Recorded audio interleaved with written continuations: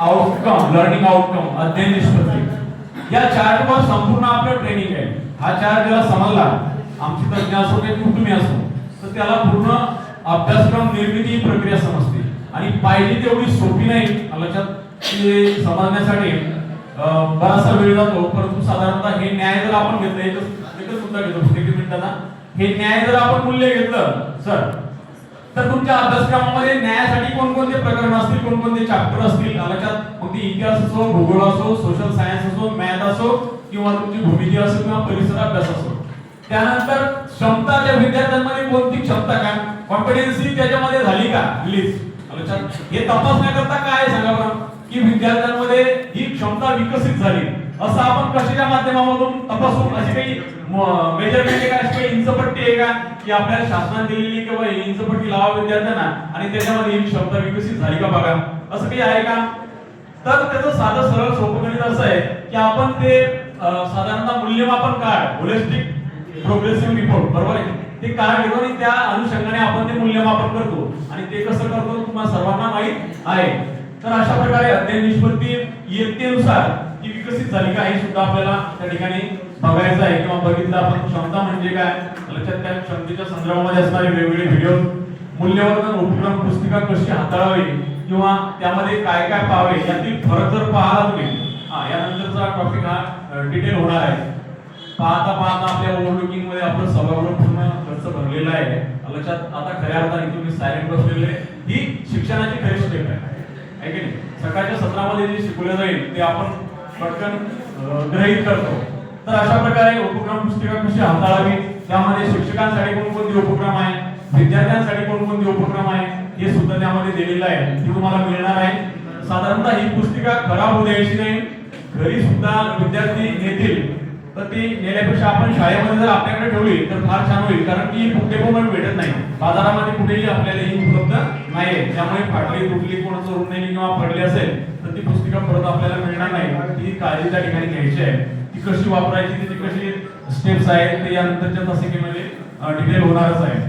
तर पहा, उपक्रम पुस्तिका शिक्षकांसाठी वेगळी, विद्यार्थ्यांसाठी वेगळी, त्याचे उपक्रम सुद्धा वेगवेगळे त्या ठिकाणी दिलेले आहे. 4 गटामध्ये विभागणी आहे, वर्ग नियम आहे, स्वच्छता आणि विद्यार्थ्याच्या बाबतीमध्ये त्याच्या वैयक्तिक कोणकोणत्या जबाबदाऱ्या आहेत. मी अगोदर सांगितलं की विद्यार्थ्याला स्वच्छता जाणीव झाली की तो या लर्निंग प्रोसेस मध्ये या ठिकाणी पूर्ण इन्व्हॉल्व होतो. त्यानंतर नातेसंबंध, त्याच्या सामाजिक जबाबदाऱ्या कोणकोणत्या आहेत, त्यानंतर एकंदर परिशिष्ट विभाग वगैरे तो नेहमीच आपल्याला राहतो.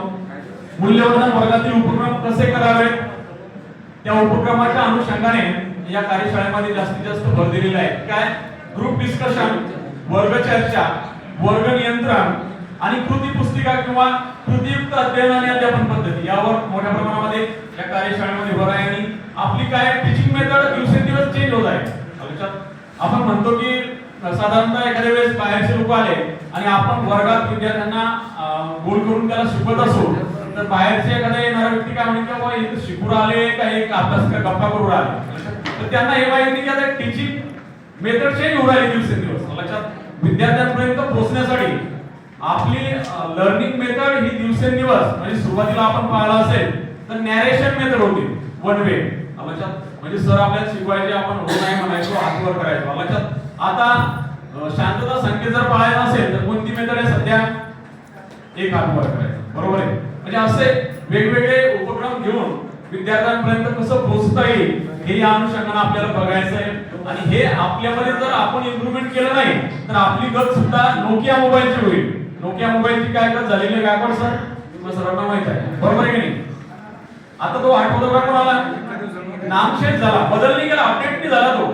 तसं आपण जर अपडेट झालो नाही बाप्पो तर आपली जी मराठी शाळा आहे लक्षात, तर या मराठी शाळा सुद्धा काय होतील काही दिवसांना, बापू म्हणतात त्याप्रमाणे म्हणून नामशेष.